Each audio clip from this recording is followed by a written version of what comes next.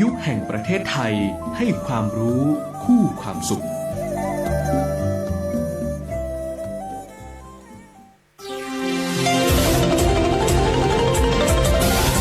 วิทยุแห่งประเทศไทยให้ความรู้คู่ความสุขที่นี่สถานีวิทยุกระจายเสียงแห่งประเทศไทยจังหวัดลำปางทำการส่งกระจายเสียงในระบบ FM ความถี่ 97 เมกะเฮิรตซ์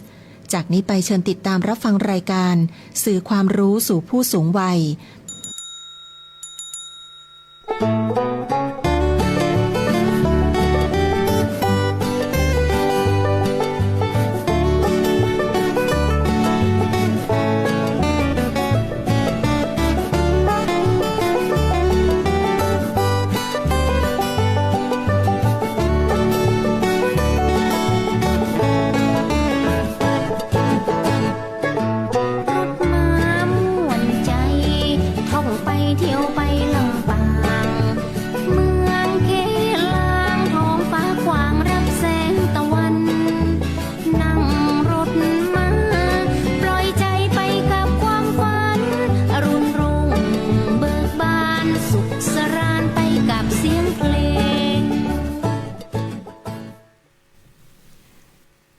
สวัสดีค่ะ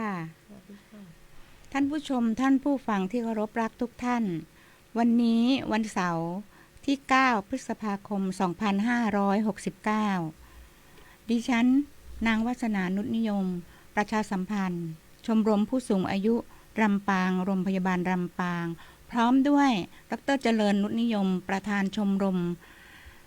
ได้มาเป็นผู้จัดรายการสื่อความรู้สู่ผู้สูงวัยซึ่งจะจัดทุกวันเสาร์สัปดาห์ที่1และเสาร์สัปดาห์ที่2ของทุกเดือนเวลา 9:35 น.ถึง 10:00 น.ณ สถานีวิทยุกระจายเสียงแห่งประเทศไทยจังหวัดลำปางคลื่น FM 97 เมกะเฮิรตซ์พร้อมไลฟ์สดทางสวทลำปางกรมประชาสัมพันธ์ค่ะวันนี้ท่านจะได้รับชมรับฟังสื่อความรู้สู่ผู้สูงวัย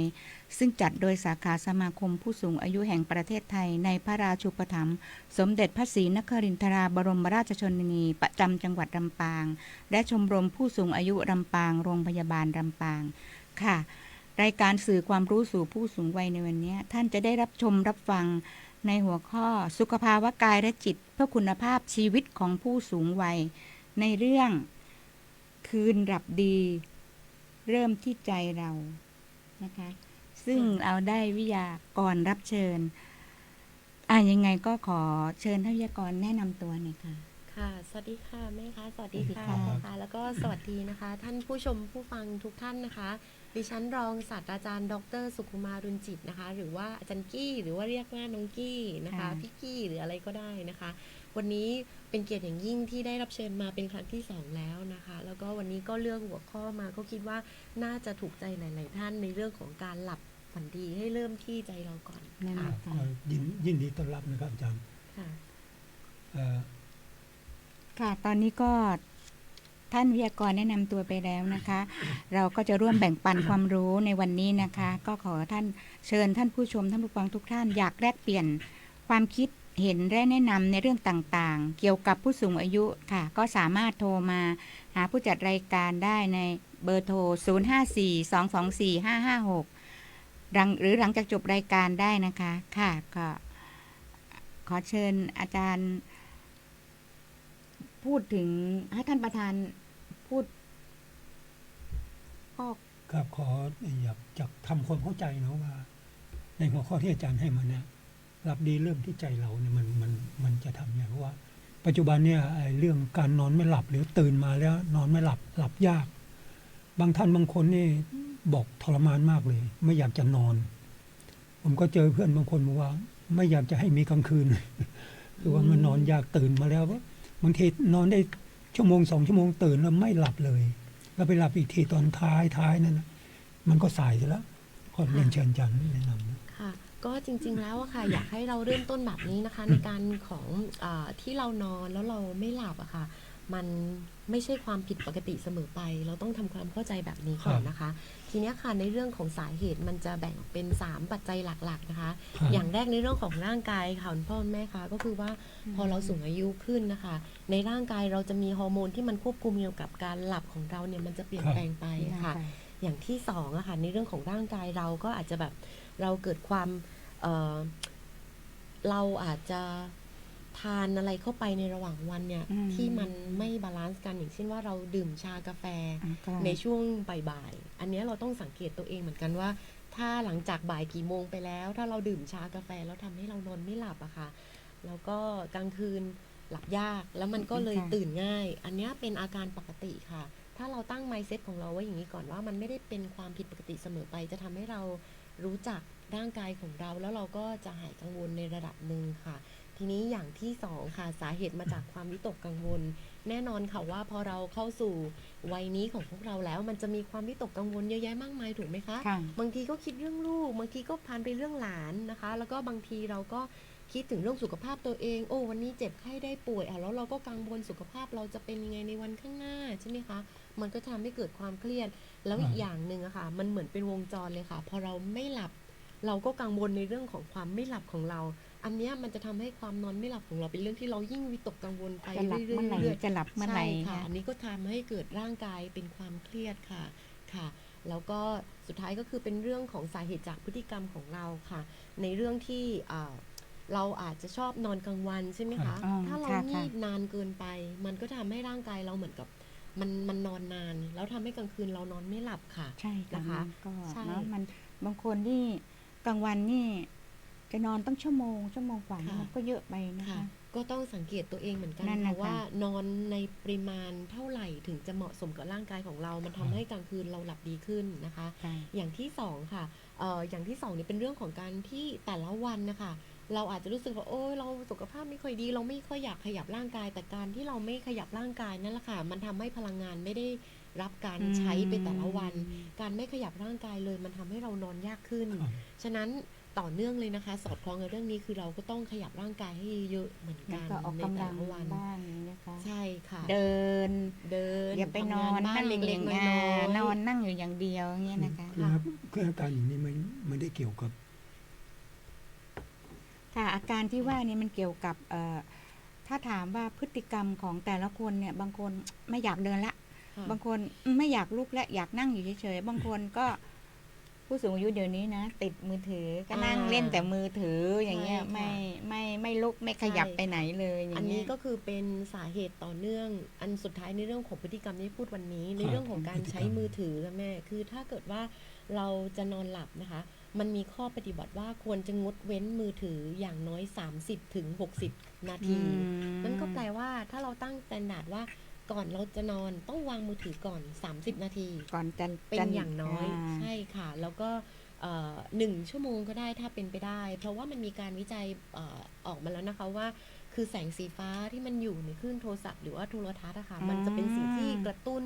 เป็นสิ่งแล้วที่ทำให้เราตื่นตัวอย่างเงี้ยค่ะ แล้วมันก็ทำให้เราหลับยากขึ้น ฉะนั้นเคล็ดลับง่ายๆเลยวางมือถือลงก่อนนอน ก็ ค่ะ ถ้าติดถ้าคนบางผู้สูงอายุถ้าติดจริง ๆ ก็จะต้องไล่สวัสดีราตรีสวัสดิ์ เปลี่ยนเป็น เพื่ ต อ อน นเช้าค่ะ เพื่อนทั้งหมด ถ้ามี 200 ก็ราตรีสวัสดิ์ทั้ง 200 คนอย่างเงี้ยนะคะ มันก็เนาะมันก็ แนะนำค่ะราตรีสวัสดิ์ให้เสร็จก่อนครึ่งชั่วโมงค่ะค่ะ บางทีแม่กำลัง จะหลับแล้ว ค่ะ โทรศัพท์ก็ไม่ได้ดูหรอก ก็ ค่ะ กะว่ารู้แล้วว่า4 ทุ่มกว่าพอเช้าตื่นขึ้นมาราตรีสวัสดิ์ยาวเป็นแถวเลยอย่างเงี้ย ค่ะ ก็เนาะท่านคงนอนไม่หลับอ่ะ อยากจะหาเพื่อนตอบอะไรกันอย่างเงี้ยเนาะ ค่ะใช่ค่ะ ฉะนั้นก็เลยขอมาสู่เรื่องของการปรับพฤติกรรมอย่างแรก ค่ะ เลยเรื่องมือถือนะคะ นั่นนะคะ ติดยังไงก็ราตรีสวัสดิ์ให้เสร็จก่อน 30 นาทีนะคะ หรือว่า 1 ชั่วโมงแล้วก็เข้านอนนะคะ อย่างที่2ก็คือว่าพยายามเข้านอนให้ตรงเวลา แล้วก็ตื่นให้ตรงเวลา ค่ะ อันเนี้ยค่ะ เป็นการ สำคัญเลย ที่ นะ เหมือนเราพยายามจะปรับร่างกายความรู้สึก แล้วก็เวลานอนเราให้ตรงอย่างเช่นว่าถ้าเรานอน3 ทุ่ม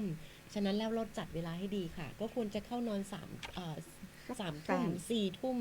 ก่อน ทุก 4 วัน ทุ่มอย่างเงี้ยนะคะ ค่ะใช่ค่ะ แล้วก็เรื่องตื่นค่ะ อันนี้ก็คือแล้วแต่คนนะคะบางทีคือร่างกายเราไม่เหมือนกัน ถ้าเกิดว่าตื่นตี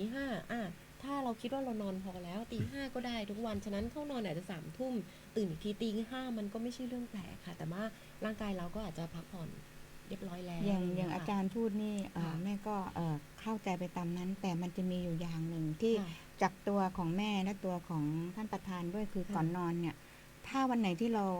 าจะนอนเนี่ยก่อนจะนอน เราไหว้พระสวดมนต์ก่อนจริง แต่ก่อนที่เราอยู่นอนในที่นอนเนี่ย แม่ก็จะต้องท่องในบทที่แบบทำให้ใจเรา แล้วใจเราก็ไปตามกับบทนั้น จนเราหลับไม่รู้เราท่องไปกี่รอบแล้วอย่างนี้ยนะคะ อันนี้แม่ถือว่ามันก็เป็นส่วนช่วยให้เราจิตเราอยู่กับตรงนั้นน่ะ ค่ะ แล้วมันก็จะหลับได้ง่ายขึ้น ค่ะอันนี้เป็นเทคนิคที่ดีมากค่ะ ครับ พ่อแม่ก็คือการสวดมนต์หรือว่าเราท่องอะไรสักบทหนึ่งอะไรอย่างเงี้ย ค่ะ ค่ะ มันก็จะทำให้เราจิตใจสงบ หรือว่าบางคนบอกว่าโอ้ฉันไม่ค่อยอยากท่อง นั่น ทำยังไง นะคะ ดีอะไรอย่างเงี้ยค่ะ ก็มีวิธีนะคะ ก็คือเหมือนจริง ๆ แล้วมันเป็นการฝึกลมหายใจเราด้วยใช่ไหมคะ ค่ะ ตรงเนี้ยค่ะคุณพ่อคุณแม่อาจจะลองตามหรือว่าทางบ้านนะคะจะลองตามไปก็ได้ค่ะเวลาเราหายใจเข้าค่ะ ลองหายใจเข้า4 วินะคะ นับ 1 1 2 2 3 4 กลั้นหายใจไว้ค่ะ กักลมหายใจไว้2 วิค่ะ 1 2แล้วก็ปล่อยลมหายใจออก6 วิค่ะ 1 2 3 4 5 6 นะคะ แล้วก็หายใจแบบนี้ไปเรื่อยๆเรื่อยๆเรื่อยๆมันจะทำให้เรามีสมาธิอัน เป็น นี้สำห เป็ รั น บ สูตรมาจากนะ4-2-6 ใช่ เนาะ ค่ะ สี่ ใช่ สอง เข้า กั้น สี่ 4พัก ค่ะ 2ออก 6 กลั้นไว้นะคะพ่อก ลั้ ลั้ น น2ค่ะ แล้วก็ออก6ค่ะแบบ อย่า เนี้ กั้น มัจะ อย่ากั้นนานค่ะพ่อ วิ เดี๋ยวไม่ออกค่ะ ค่ะ เดี๋ยว ก็ป็น ลมไม่ แบบ ออก นี้ ค่ะ เหมือนเป็นการให้เราดึงสติมาที่ ครับ ตัวค่ะ ดึงสติ แล้วก็ถ้าเกิดว่าเราสงบแล้วเรามีสมาธิกับเรื่องของการกั้นลมหายใจปล่อยลมหายใจออกแบบเนี้ยค่ะ มันจะทำให้เราหลับสบายขึ้นนะคะ อาจารย์ ค่ะ ไอ้ตรงนี้นะ ถ้าพกความกังวลเนี่ยมันก็มันก็เป็นเรื่องจริงเนาะ ค่ะ กังวลนั่นกังวลนี่มีอยู่คนวันนั้นผมเจอเพื่อนเขาบอกว่านอนยากมาก ไม่รู้จะทำยังไง กินยาก็ไม่ได้ กินมากก็ไม่ดีนะยานอนหลับเนี่ย ค่ะ คุณหมอฝากเลยนะว่ายังไงก็ยานอนหลับนี่อย่าไปคิดถึงมัน ใช่ค่ะ เอาตัวเราก่อน ว่ามีอยู่คนเขาบอกว่าเขากังวลหมดเขามีลูกเนาะ ค่ะ แล้วก็มีหลานมีห่วงสมบัติว่าผมก็เลยบอกว่าอย่าไปคิดถึงขนาดนั้นเลย เอาขอให้เราอยู่ได้ไปวันๆให้มันรอดจากตรงเนี้ย ค่ะ อันนั้นเป็นอนาคตของลูกของหลานเนาะ ค่ะ เขาจะตัดสินใจนั่นเป็นเรื่องของเขา อันนี้ก็คือความกังวลความผูกพันของครอบครัวยังผมทุกคืนนี่นะถ้ากำหนดจิตไม่ได้เนี่ย ผมจะใช้บทสวดพระพุทธคุณท่อนแรกนะครับ อิติปิโสท่อนแรกอะ แต่ผมได้เปรียบอย่างผมแปลได้หมดเนาะแปลได้แล้วก็นอกจากท่องอิติปิโสแต่บรรทัดแล้วก็ต้องแปลไปด้วย หรือว่าถ้าท่านไหนที่ยังแปลไม่ได้ก็ให้ท่องอิติปิโสนะครับ ไปจนถึงท่อนสุดท้ายท่อนแรกจนจบเลย หรือว่าอิติปิโสมหากาเนาะของพระของพระอาจารย์แนะนำมา ก็มันก็ได้ประโยชน์นะได้ประโยชน์ทำให้ได้แล้วท่องไปเรื่อยๆแบบทางอาจารย์วัฒนาพูดนะท่องไปเรื่อยๆท่องไปเรื่อย จิตเราจะกำหนด แต่ อยู่กับตัว จิตเราจะต้องไม่คิด อ่า ๆเรื่องอื่นนะจิตเราต้องสนใจอยู่ตรงนั้นนะ ค่ะ ใช่ค่ะ ก็พ่อแม่กับทางบ้านเคยดูหนังฝรั่งใช่ไหมคะ ค่ะ เวลา ขอบคุณ เด็กๆ หรือว่าเวลาผู้ใหญ่ค่ะเขานอนไม่หลับก็จะสอนให้นับแกะ อ่า เคยได้ยินไหมคะ อ่า ตัว แล้วก็เป็น ที่หนึ่ง ค่ะแล้วก็เป็น เนี่ย แกะตัวที่หนึ่ง แกะ ข้าม ตัวที่ กระโดดตัวที่สองกระโดดข้ามไม้ตัวที่สามเนี้ยค่ะค่ะ แต่ถ้าเรานึกไม่ออกไม่เป็นไรคุณพ่อเคยแนะนำคนอื่นนะคะงั้นก็กี้คนที่หนึ่ง กี้คนที่สองกระโดดกี้คนที่สามแบบเนี้ยค่ะ คือแล้วแต่เทคนิคใครเทคนิคมันเหมือน เหมื กั อน นค่ะ ไม่ ดู ไม่ แล้ว ค่ะ ไม่ให้จิตเราไปอยู่ที่อื่นให้อยู่ ใช่ค่ะ ตรงเนี้ย แล้วก็จะนิ่ง เงียบ ค่ะ สงบแล้วก็หลับ ใช่ค่ะใช่ ว่า ค่ะ ปัญหาภาวะที่ว่าความกังวลเลยพวกเนี้ยมันจิตเราเนาะ ค่ะ จิตเรามันจะฟุ้งแล้วมันจะคิดไปเรื่อยๆคิดเรื่องต่อเรื่องนะคนที่นอนไม่หลับเนี่ยนะนี่ตัวเองก็เหมือนกัน ค่ะ ถ้าวันไหนที่ว่ามันตื่นมาแล้วนอนไม่หลับเนี่ยมันจะพยายามคิดเรื่องนั้นต่อนั้นต่อแต่ถ้าเราไม่ยุติการคิด ค่ะ มันก็จะยิ่งเลยเถิด ใช่ค่ะ บางทีเป็น20 นาที30 นาทีกว่าจะนอนได้กว่าจะหลับได้ ใช่ แต่เราต้องกำหนดจิตเราดึงกลับมาเนาะดึงจิตกลับมาแล้วก็มากำหนดลมหายใจพุทโธเนี่ยเข้าพุทออกโธหรือว่าใช้เป็นสูตร 426 ของ ค่ะ อาจารย์เกก็ได้ ใช่ เข้า ค่ะ 4 หยุด หยุดกั้น กั้น สอง 2 ออก ออก 6 ผ่อนคลายออก ทำต่อ หก เนื่องไปเรื่อย อืม ๆ มันจะเป็นการฝึก เพราะว่า การฝึกเนี่ยตรงนี้มันฝึกได้ทุกขณะเนาะเราจะนั่งอยู่ก็ได้นอนอยู่ก็ได้หรือว่าเราจะไปไหนได้ถ้าเรากำหนดจิต คือพระพุทธองค์ได้ถามท่านอานนท์ว่าพิจารณาความตายวันละกี่หนเนาะพระอานนท์บอกว่าก็ไม่เท่าไหร่อ่ะ แต่ความจริงก็มีตัวเลขอยู่แต่ว่าพระพุทธองค์บอกว่าเราต้องพิจารณาความตายเนี่ย ทุกเวลาก็เหมือนการกำหนดลมหายใจเนี่ยคืออุปมาอุปไมยหมายถึงว่า พระพุทธองค์หมายถึงว่าให้ทุกคนเนี่ยอยู่ในขณะปัจจุบันเนาะกำหนดจิตอยู่ในขณะปัจจุบัน ถ้าอย่างอาจารย์กี้ว่ากำหนดจิตเหมือนกับเราจะอยู่ตรงนั้นน่ะ เพราะถ้าเราไม่อยู่ตรงนั้น สมมุติเราไปกั้นเกิน2ไปกั้นจะเป็น10เราก็ไม่ได้ผ่อนคลายออกมาน่ะ มันจะ ใช่ค่ะ ทำให้ตัวเราคิดว่า โอ้มันจะต้องนับ1 2 3 41 2ออก1 2 3 4 5 6 ค่ะ แล้วก็มีอีกเทคนิคนึงค่ะ ถ้าเกิดว่าเราทำแล้วเรารู้สึกว่าเราไม่ค่อยมีสมาธิอะค่ะ บางครั้งการที่เรานอนไม่หลับมันอาจจะมาจากร่างกายตึงเครียด ใช่ เราจะใช้สูตรวิธีการเกร็งและก็คลายกล้ามเนื้อ ใช่ ค่ะ ค่ะ ตั้งแต่มือแขนแล้วก็หัวไหล่อะค่ะ ลองดูนะคะ อืม พ่อแม่นะคะ ลองกำสัก5นะคะ1 จิตเรา 2 3 4 5แล้วก็ค่อยๆ คลายค่ะ1 2 3 4 5ค่ะ แล้วก็เกร็งอีกครั้งหนึ่งค่ะ1 2 3 4 5ค่ะ แล้วก็คลายค่ะ1 2 3 4 5แบบเนี้ยค่ะ ร่างกายมันจะค่อยๆ คลายความเกร็งของตัวค่ะ แล้วก็อาจจะเป็นวิธีหนึ่งที่ ครับ เราอาจจะประยุกต์ใช้ในเทคนิคเหล่านี้ค่ะ นอกจากทำสมาธิแล้วเราก็ผ่อนคลายกล้ามเนื้อในร่างกายแบบเนี้ยค่ะ ค่ะ แล้วก็อีกอย่างหนึ่งนะคะตะกี้สืบเนื่องจากการเล่นมือถืออะไรนะคะ เรามาถึงเรื่องของการนอนให้ตรงเวลาทุกวันใช่ไหมคะ อีกอันนึงค่ะที่อยากจะแนะนำก็คือว่าพยายามให้เตียงนอนนะคะใช้สำหรับนอนเท่านั้น ครับ นะคะ อืม ก็คือจะไม่ใช่เป็นที่ที่แบบเอาขนมมานั่งทาน อ่า ค่ะ ห้อง หรือว่า อาหาร ใช่ค่ะ หรือว่าเรามานั่งดูทีวีนอนดูทีวี เพราะว่าร่างกายมันจะจดจำว่าโอเค สถานที่ตรงเนี้ยทำกิจกรรมหลาย ๆ อย่าง ครับ แต่เราพยายามทำยังไงก็ได้ให้เตียงมันเราจดจำภาพในหัวสมองแล้วว่าเตียงมีไว้นอนเท่านั้น เข้านอน นะคะ ใช่ค่ะไว้เข้านอนฉะนั้นแล้วเนี่ยอะไรที่อยู่ในห้องนอนก็ควรจะน้อยชิ้นด้วยเหมือนกัน ยิ่งน้อยชิ้นมากยิ่งดี โล่ง ให้โล่งๆค่ะ เพราะว่าพอเราเข้าไปที่ห้องนอนแล้วปุ๊บร่างกายเราแล้วก็สมองเราจะรู้สึกว่าโอเค สถานที่นี้เรามีไว้นอนหลับ ไม่ใช่ เท่านั้น ไม่ใช่เอา ค่ะ ห้องนอนมาเป็นห้องอาหาร ใช่ค่ะ ห้องไอ เตาอบ ทำงาน ไมโครเวฟ ใช่ค่ะ ไอ ห้องนั่งเล่ โต๊ะ น ทำงาน ค่ะ โน้ตบุ๊กเอามาไว้ในห้องอย่างนี้หมด ใช่ค่ะเพราะว่าสมองเราจะฉลาดอะค่ะมัน ครับ จะจดจำแล้วมันจะบันทึกในสิ่งที่เราทำแต่ละวัน ครับ แล้วถ้ามัน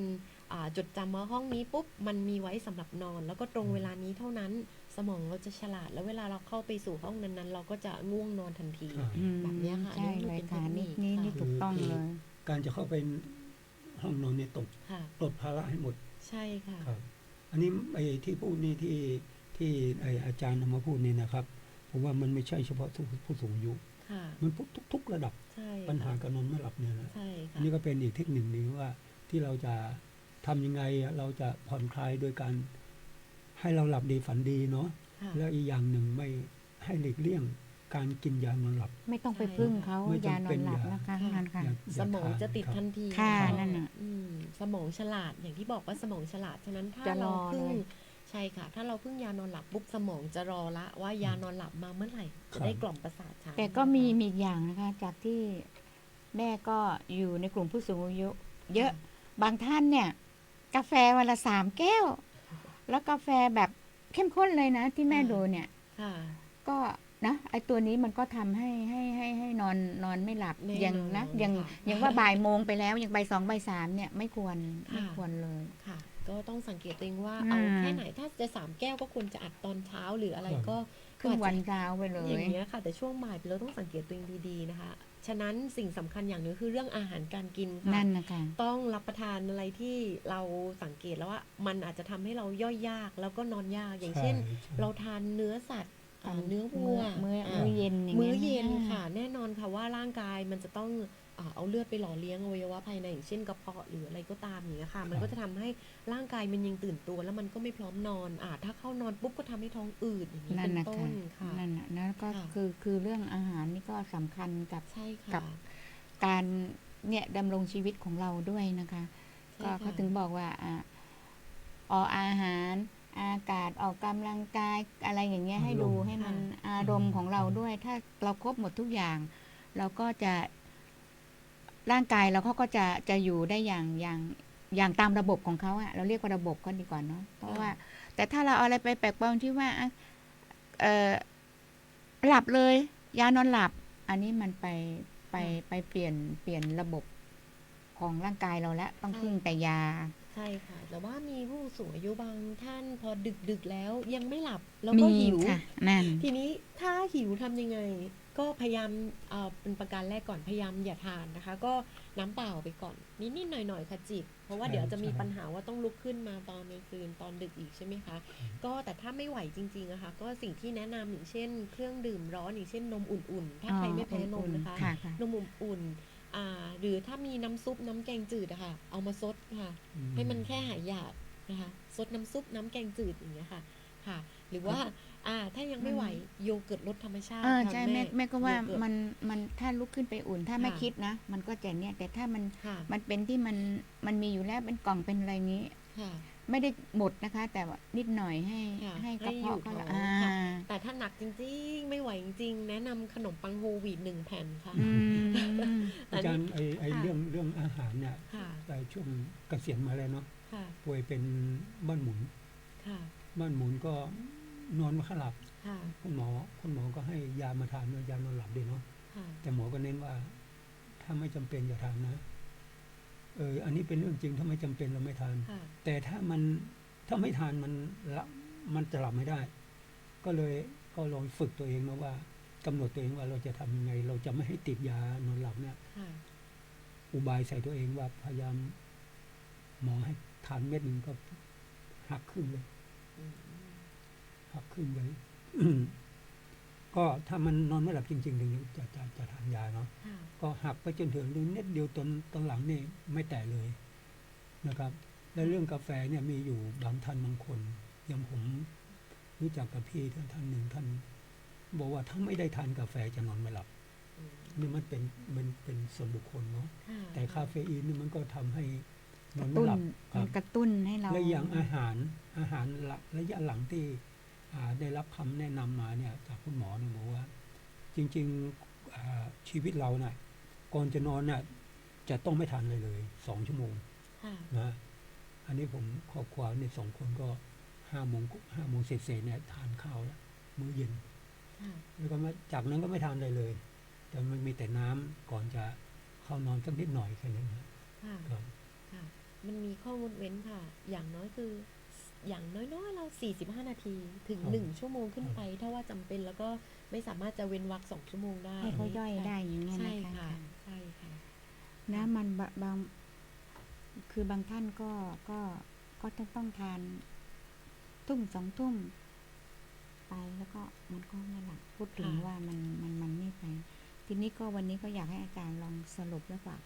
ก็คิดให้กับผู้สูงอายุเนี่ยค่ะ ได้เลยค่ะ ค่ะ ก็การนอนไม่หลับอะค่ะ อย่างที่คุณพ่อยกตัวอย่าง มันก็จะมีทั้งหลับที่ปกติ ครับ นอนไม่หลับที่ปกติ แล้วก็นอนไม่หลับที่ไม่ปกติ อย่างเช่นบ้านหมุนแล้วนอนไม่หลับ ต้องสังเกตตัวเองนะคะ แล้วก็สิ่งสำคัญเลยค่ะ การนอนไม่หลับเนี่ยเราอย่าไปเครียด ถ้าเรายิ่งเครียดเรายิ่งไม่นอนไม่หลับเข้าไปใหญ่ค่ะ ถ้านอนแล้วนอนไม่ได้จริงๆนะคะ แนะนำให้ลุกไปทำอย่างอื่น สักพักหนึ่งอย่างเช่นไปนั่งเงียบๆอยู่คนเดียวนะคะ หรือว่านอนฟังเพลงที่มันเป็นดนตรีบรรเลงอะค่ะ ครับ มันเป็นเสียงสายน้ำหรืออะไรก็ได้ที่ทำให้เราสบายใจ ค่ะ หรือไม่งั้นถ้าใครมีหนังสือที่ยังอ่านไม่จบ แต่ว่าเป็นเนื้อหาเบาๆนะคะ ไม่ต้องใช้ความคิดมากก็แนะนำให้ลุกขึ้นไปอ่านหนังสือสักพักหนึ่ง อืม แล้วก็พอเรารู้สึกว่าเราเริ่มง่วงละเราก็ค่อยกลับมานอนนะคะ ฉะนั้นสุดท้ายแล้วที่อยากทิ้งท้ายไว้ก็คือว่าการนอนไม่หลับบางครั้งอาจจะเป็นเรื่องปกติก็ได้ของวัยสูงอายุ เพราะว่าร่างกายอารมณ์แล้วก็พฤติกรรมเราเนี่ยก็เริ่มเปลี่ยน แต่สิ่งที่เราสามารถปรับได้ก็คือเป็นการปรับเรื่องพฤติกรรม แล้วสิ่งสำคัญก็คือว่าอย่าเครียดหากนอนไม่หลับ เพราะบางครั้งการหลับสบายๆอาจจะมีค่าเท่ากับการหลับสนิทก็ได้นะคะ นั่นแหละ ฉะนั้นก็ผ่อนคลายค่ะ ที่อาจารย์พูดเนี่ยผมฟังจากผมแล้วผมศึกษาดูว่าในไทยทางคุณหมอทางอะไรก็แนะนำว่า ถ้าการนอนไม่หลับเนี่ยมันจะทำให้ระบบการทำงานภายในของเราอวัยวะภายในของเรามันไม่ได้พักผ่อนคือไม่ใช่ว่าเราจะต้องรับผิดชอบความเป็นอยู่ของเราอย่างเดียวแต่เราต้องรับผิดชอบส่วนภายในของอวัยวะเรา ของเรา ครับ ด้วย การหลับนอนการพักผ่อนเพราะว่าเรื่องตับเรื่องปอดเรื่องหัวใจแล้วเขาจะได้พักผ่อนเนาะแต่ถ้าเราเกิดนอนไม่หลับเนี่ยมันจะมีปัญหาทำให้เกิดโรคภัยต่างๆตามมานะครับตับก็จะทำงานมากไตก็จะทำงานมากนะตรงนี้เราต้องเข้า ก็ ใจ หลาย นิดนึง รายแล้ว ครับ เพื่อนผู้สูงอายุที่เราเจอประสบโรคภัยไข้เจ็บก็คือเกิดจากการนอนไม่หลับ ครับ ค่ะ ซึ่งวันนี้ก็ได้เนาะได้รับ ผู้สูงอายุนี่สำคัญนะครับ แนะนำ ถ้านอนไม่หลับเนี่ยพวกการทรงตัวเนาะการทรงตัวเนี่ยจะมีปัญหา นั่นน่ะ เดินเซบ้างเดินแบบผมมีอยู่เคสหนึ่งเนาะที่รู้จักกันเนี่ยก็ขออนุญาตมาแชร์หน่อยว่ากำลังเดินเข้ามาจะมาร่วมกิจกรรมกับผมที่โรงพยาบาลเนาะเดินมาอยู่ดีๆเซเดินเซ วูบไปเลย ซ ไม่เห็นอะไรเลย มีคนมาช่วยรับแล้วเสร็จแล้วก็เข้าห้องฉุกเฉินก็สรุปแล้วก็เป็นประเภท เลือดไม่ขึ้นไปเลี้ยงหัวใจ ขึ้นหัว ยังไม่สโตรกนะคะ แต่เลือด แต่ไม่ถึงกันนะ ไม่ถึงสโตรก เนี่ยผมเจอพี่แล้วผมสงสารมากเลยดีนะว่าท่านโชคดีที่เดินเข้ามาในโรงพยาบาลแต่ถ้าไปอยู่ที่อื่นอยู่ข้างนอกเนี่ย อาจจะหนักกว่านี้ ถ้าขับรถอย่างเงี้ยนะคะวูบในรถ อันนี้แล้วอีกอย่างที่ดีที่สุดคือมีคนรับไม่ล้มฟาด ค่ะ ก็เลยโอ้โหถือเป็นบุญที่ว่าท่านได้มาเป็นจิตอาสาช่วยในโรงพยาบาลด้วย ค่ะ ก็ได้เจอสิ่งที่ดี ตอนนี้ท่านก็สุขภาพปกติดี แต่ก็บอกท่านอย่าชะล่าใจ อย่าชะล่าใจนะคะ ต้องดูแลสุขภาพเราค่ะนะคะ วันนี้รายการเราก็ได้รับความรู้มากมายในเรื่องคืนดับดี เริ่มที่ใจของเรามันทุกที่ตัวและใจของเรานะคะค่ะ ก็ก่อนจะจบรายการนะคะ ทางชมรมผู้สูงอายุลำปางโรงพยาบาลลำปางก็ขอประชาสัมพันธ์ เชิญชวนยังท่านผู้ฟังท่านผู้ชมรายการที่มีความประสงค์จะเข้ามาร่วมเป็นสมาชิก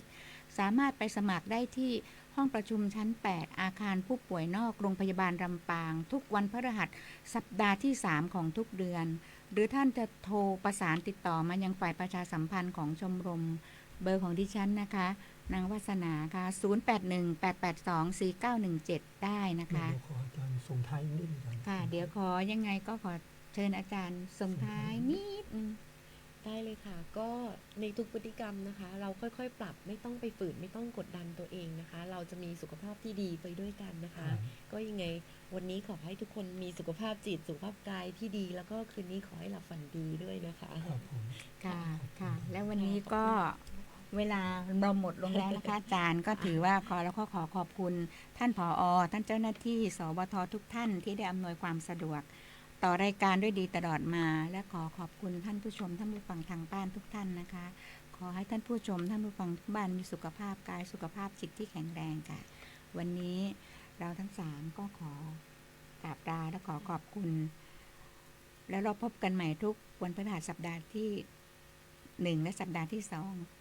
วันเสาร์สัปดาห์ที่1และเสาร์สัปดาห์ที่2ของทุกเดือนนะคะ เวลา 9:35 น.ถึง 10 นาฬิกาค่ะค่ะ สวัสดีค่ะ ครับสวัสดี ส ค วัส รั ดี บ ค่ะ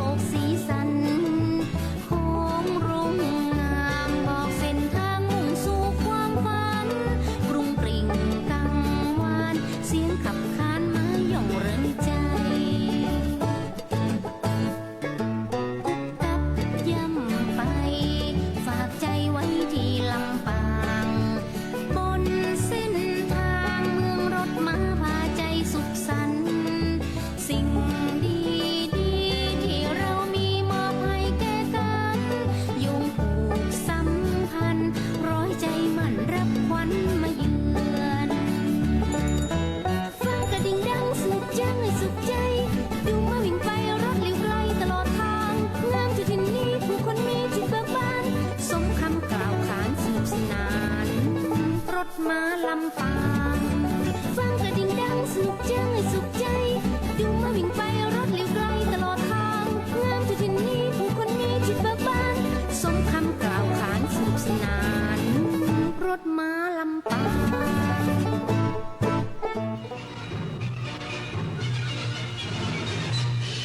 สถานีวิทยุกระจายเสียงแห่งประเทศไทยและเครือข่ายทั่วประเทศเสนอข่าวต้นชั่วโมงรู้เร็วรู้จริงเกาะติดทุกสถานการณ์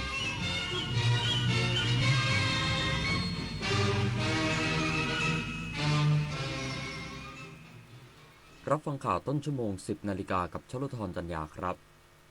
กรมการค้าภายในร่วมกับการท่องเที่ยวแห่งประเทศไทยขับเคลื่อนการเพิ่มยอดจำหน่ายสินค้าเกษตรควบคู่การส่งเสริมการท่องเที่ยวเพื่อสร้างรายได้ที่ยั่งยืนแก่เกษตรกรอีกสักครู่กลับมาติดตามรายละเอียดครับเมื่อโลกเปลี่ยนคนต้องปรับทักษะใหม่ที่เป็นกุญแจสู่อนาคตโลกเปลี่ยนเร็วขนาดนี้เราจะตามทันไหมนะทันสิแค่ไม่หยุดเรียนรู้เพิ่มทักษะใหม่ใช้เทคโนโลยีให้เป็น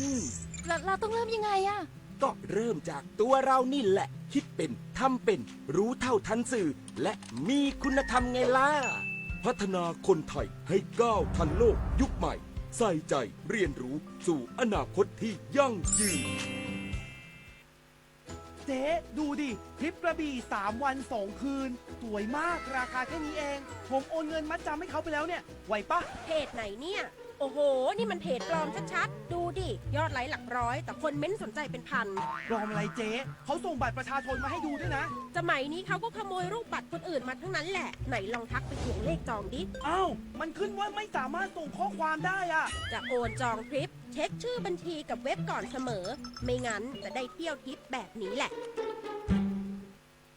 พามาจับไต่ AI ภาพและคลิปที่เห็นเป็นเรื่องจริงหรือ AI สร้างบางรูปบางคลิปก็สมจริงจนหลายครั้งแทบแยกไม่ออกแต่เดี๋ยวก่อนยังมีจุดที่ช่วยให้จับผิดได้สังเกตนิ้วมือบิดเบี้ยวผิดธรรมชาติใบหน้าสมมาตรเกินจริงผิวเนียนเกินไปเหมือนพลาสติกแสงและเงาไม่สัมพันธ์กันตัวหนังสือเพี้ยนเหตุการณ์เกินจริงจนน่าสงสัยก่อนแชร์ก่อนเชื่อก่อนตกใจหยุดดูให้ชัวร์อีกครั้งเพื่อนจะรีบไปไหนสตาร์ทรถทิ้งไว้ก่อนเดี๋ยวขึ้นไปเอาของบนออฟฟิศแป๊บนึงหยุดเลยสตาร์ทรถทิ้งไว้เปลืองน้ำมันนะแค่ไม่กี่นาทีเองพลังงานไม่หมดโลกมั้งคำว่าแค่แป๊บเดียวของทุกคนรวมกันหมายถึงพลังงานมหาศาลที่ถูกทิ้งไปเปล่าๆเลยนะจริงด้วยนึกว่าเรื่องเล็กแต่มันเรื่องใหญ่กว่าที่คิดอีกนะเนี่ยร่วมกันประหยัดพลังงานเพื่อประเทศชาติและโลกของเรากรมการค้าภายในร่วมกับการท่องเที่ยวแห่งประเทศไทยขับเคลื่อนการเพิ่มยอดจำหน่ายสินค้าเกษตรควบคู่การส่งเสริมการท่องเที่ยวมุ่งยกระดับมูลค่าสินค้าเกษตรไทยและสร้างรายได้ที่ยั่งยืนแก่เกษตรกรนายจิรวุฒิ สุวรรณอาจรองอธิบดีกรมการค้าภายในเปิดเผยว่ากรมการค้าภายในได้ร่วมกับการท่องเที่ยวแห่งประเทศไทยหรือททท.ขับเคลื่อนการเพิ่มยอดจำหน่ายสินค้าเกษตรสินค้า GI และขยายช่องทางการตลาดผ่านกิจกรรมวิ่ง Amazing Thailand GI Tour and Trail Running 2026 โดยใช้กลไกตลาดนำการผลิตควบคู่การส่งเสริมการท่องเที่ยวเพื่อเร่งระบายผลผลิตเพิ่มมูลค่าสินค้าและสร้างรายได้ให้แก่เกษตรกรและชุมชนอย่างต่อเนื่องโดยครั้งแรกจัดขึ้นเมื่อวันที่ 2-3 พฤษภาคมที่ผ่านมาที่จังหวัดเชียงใหม่และวันที่ 23-24 พฤษภาคมนี้จะจัดที่จังหวัดระยองก่อนขยายไปยังจังหวัดขอนแก่นนครศรีธรรมราชและเพชรบุรีโดยจะเน้นการเชื่อมโยงและกระจายผลผลิตจากแหล่งผลิตสำคัญนำสินค้าเกษตรและสินค้า GI เช่นทุเรียนหมอนทองระยองสับปะรดตราดสีทองและมะพร้าวน้ำหอมราชบุรีเข้าร่วมกิจกรรมอย่างต่อเนื่องทั้งในรูปแบบการจำหน่ายและส่งเสริมการบริโภคเพื่อขยายตลาดสร้างประสบการณ์ตรงแก่ผู้บริโภคและยกระดับมูลค่าสินค้าเกษตรไทยนันทิกา กิจปาโลรายงานจังหวัดประจวบคีรีขันธ์คุมเข้มมาตรการตรวจก่อนตัดทุเรียนพร้อมจัดชุดปฏิบัติการตรวจสอบป้องกันปัญหาทุเรียนอ่อนด้อยคุณภาพสร้างความเชื่อมั่นผู้บริโภครองรับผลผลิตออกสู่ตลาดในช่วงนี้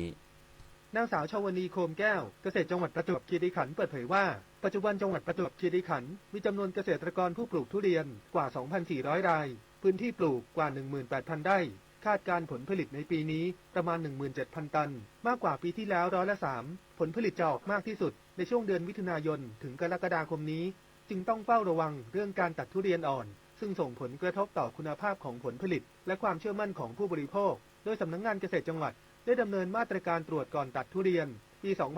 2569 จะมีการตั้งจุดตรวจก่อนตัดที่สำนักงานเกษตรอำเภอทุกอำเภอเพื่อบริการเกษตรกรในการนำผลผลิตมารับการตรวจก่อนตัดจริงและออกใบรับรองช่วยลดความเสี่ยงการตัดทุเรียนก่อนเวลาและสามารถจำหน่ายได้ในราคาที่เหมาะสมยกระดับคุณภาพทุเรียนทั้งระบบตั้งแต่สวนถึงผู้บริโภคโดยเปอร์เซ็นต์แป้งในเนื้อทุเรียนต้องเป็นไปตามที่กำหนดเช่นพันธุ์หมอนทองเปอร์เซ็นต์แป้งต้องไม่น้อยกว่า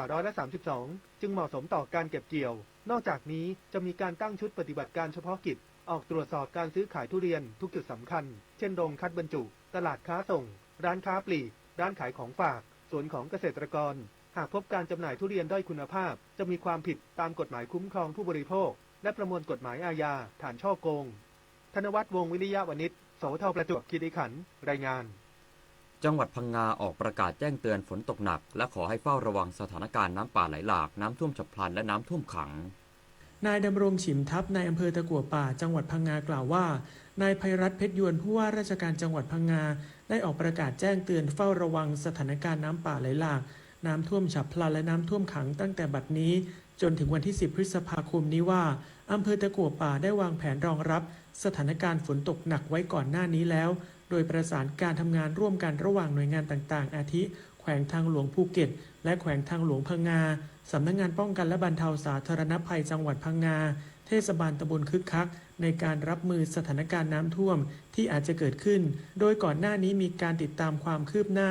การดำเนินโครงสร้างการวางระบบท่อระบายน้ำขนาดใหญ่ในพื้นที่การขุดลอกคูคลองโดยเฉพาะในพื้นที่เขาหลักอำเภอตะกั่วป่า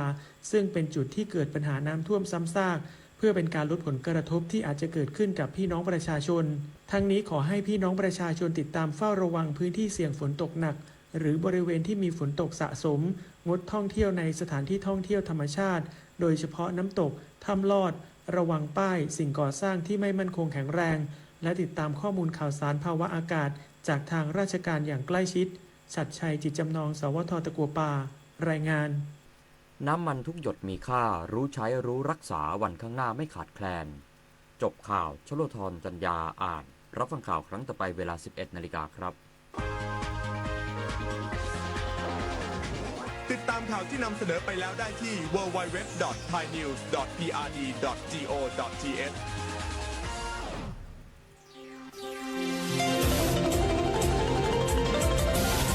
วิทยุแห่งประเทศไทย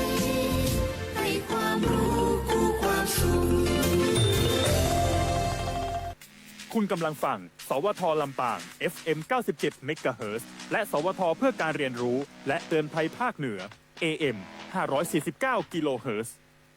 ชัดเจนกับเรื่องง่ายๆที่คุณต้องรู้ประกันภัยพรบคุ้มครองค่ารักษาพยาบาลเบื้องต้นถึงผู้ขับและผู้โดยสารเมื่อเกิดอุบัติเหตุบนท้องถนนชัวร์ได้มากกว่ากับประกันภัยรถภาคสมัครใจครอบคลุมความเสียหายต่อตัวรถความรับผิดชอบต่อบุคคลภายนอกมีหลายระดับความคุ้มครองที่เลือกคือเหมาะกับคุณบ่ได้ลืม3เช็คก่อนออกเดินทางเช็คสภาพรถให้มั่นใจเช็คสภาพคนให้พร้อมและเช็ควันหมดอายุของประกันภัยทุกการขับขี่ชัดเช็คชัวร์ไปด้วยกันคปภ.คุ้มครองผู้ทำประกันภัยคุ้มครองคุณ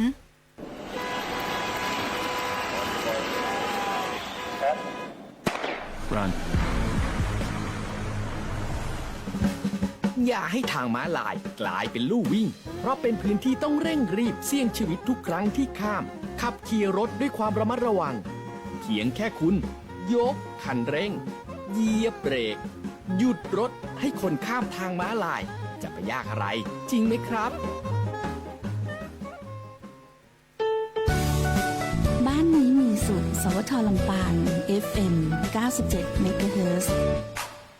หากพวกเรากำลังสบายจึงตบมือพลันหากพวกเรากำลังสบายจึงตบมือพลันหากพวกเรากำลังมีสุขหมดความทุกข์ไปแล้วทุกสิ่งมัวประวิงอะไรกันเล่าจงส่งเสียงดังฮ่าฮ่าฮ่า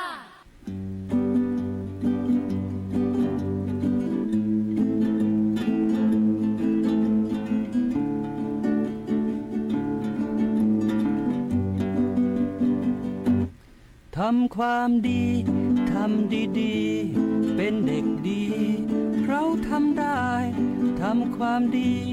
ทำดีๆนะเป็นเด็กดีเราทำได้ช่วยแม่ถูบ้าน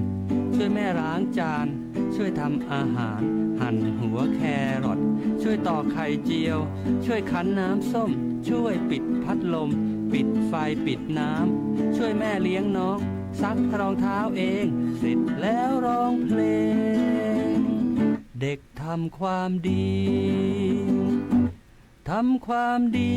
ทำดีๆเป็นเด็กดีเราทำได้ทำความดีทำดีๆเป็นเด็กดี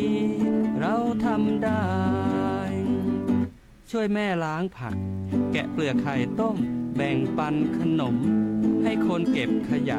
ปลูกต้นไม้แล้วให้อาหารแมวเก็บของเข้าที่สอนน้องอ่านเขียนนวดให้อาม่าชงนมให้น้องเสร็จแล้วร้องเพลงเด็กทำความดีทำความดีทำดีๆเป็นเด็กดีเราทำได้ทำความดีทำดีๆเป็นเด็กดีเราทำได้เป็นเด็กดีเราทำได้เราทำได้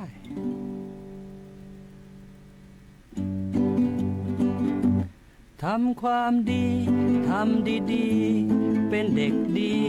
เราทำได้ทำความดีทำดีๆเป็นเด็กดีเราทำได้ช่วยแม่ถูบ้านช่วยแม่ล้างจานช่วยทำอาหารหั่นหัวแครอทช่วยตอกไข่เจียวช่วยคั้นน้ำส้มช่วยปิดพัดลมปิดไฟปิดน้ำช่วยแม่เลี้ยงน้องซักรองเท้าเองเสร็จแล้วร้องเพลงเด็กทำความดีทำความดีทำดีๆสิเป็นเด็กดีเราทำได้ทำความดีทำดีๆเป็นเด็กดีเราทำได้ช่วยแม่ล้างผักแกะเปลือกไข่ต้มแบ่งปันขนมให้คนเก็บขยะปลูกต้นไม้แล้วให้อาหารแมวเก็บของเข้าที่สอนน้องอ่านเขียนนวดให้อาม่าชงนมให้น้องเสร็จแล้วร้องเพลงเด็กทำความดีทำความดีทำดีๆเป็นเด็กดีเราทำได้ทำความดีทำดีๆเป็นเด็กดีเราทำได้เราทำได้สวัสดีค่ะน้องๆคุณพ่อคุณแม่ผู้ปกครองต้อนรับน้องๆคุณพ่อคุณแม่ผู้ปกครองและคุณผู้ฟังเข้าสู่รายการบ้านนี้มีสุขกับสวท.ลำปางวิทยุกระจายเสียงแห่งประเทศไทย FM 97 เมกะเฮิรตซ์พี่แอลชุติการเหล่าชัยรายงานตัวค่ะทุกวันเสาร์นะคะที่เราเจอกันเวลานี้ไม่ว่าจะเป็นช่วงของดอเด็กล้านลากับนิทานสนุกช่วงครอบครัวรั้วรักแล้วก็ข่าวสารความห่วงใยจากรายการบ้านนี้มีสุขกับพี่แอลชุติการเหล่าชัยค่ะในช่วงแรกนี้เราไปกันที่ช่วงดอเด็กล้านลากันก่อนค่ะช่วงดอเด็กล้านลา